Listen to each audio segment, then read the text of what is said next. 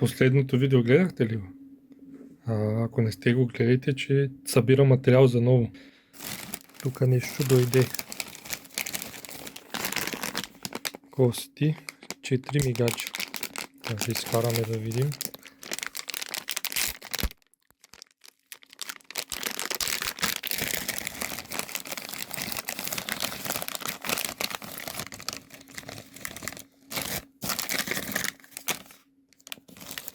Симпатични са.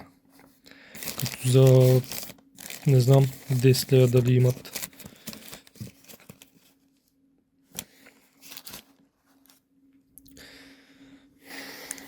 Да, и още нещо трябва да има.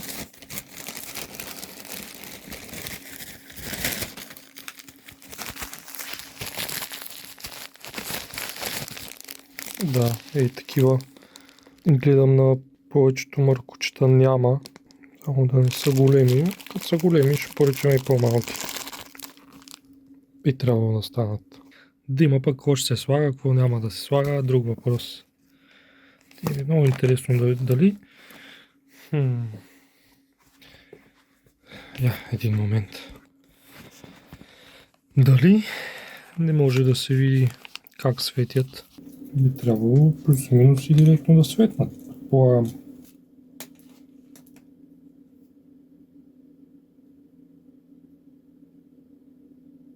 Много яко. Бягаш мигач. Добре, яко. Яки са. Такива съм сложил и на колата. Малко по-модерно изглежда. Хайде, нещо като има, пак ще снимам.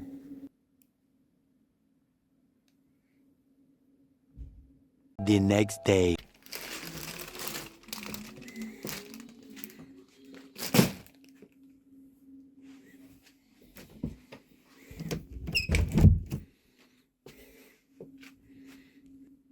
Пак трябва да има материал за видео. Да видим какво съм поръчал. Така, да. Тук май има само две работи за мене. Другите работи не са за мене. Това е едното.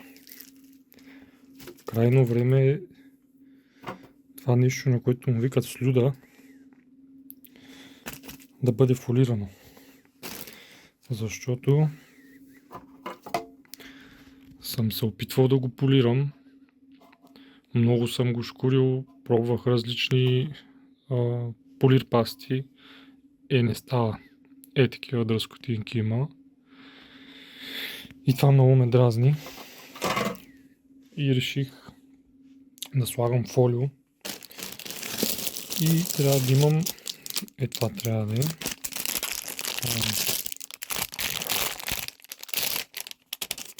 Понеже имам проблем с колата. Няма да стане така. Така.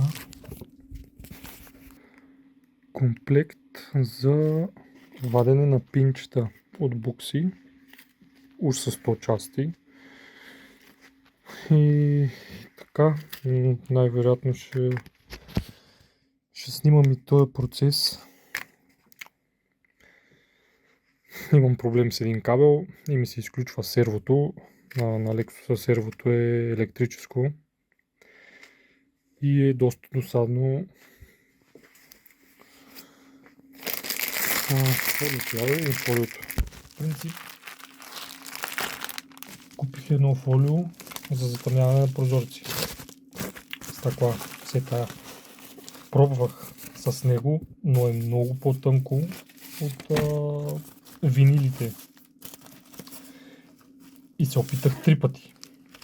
И стават разни бръчки, стават разни тъпотийки, които много ме дразнят и се отказах от него. Така или иначе през тая слюда никой не гледа. Смисъл, как ще... Аз не мисля да карам легнал върху този моторче да гледам през слюдата. Така че ще бъде плътно. Ще бъде черно, имитация кован карбон. Знаете го другото фолио, синьото. Та идеята ми е с двете фолия да правя различни елементи от мотора. Айде. Tomorrow.